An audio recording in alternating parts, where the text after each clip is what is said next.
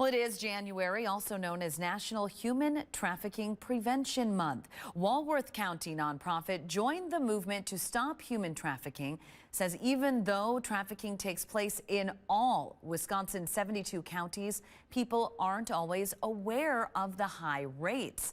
Founder and president Don Heath-Fiedler says that's why their organization has distributed 2,500 sleeves to area coffee shops, each one containing a link to their website with resources for victims.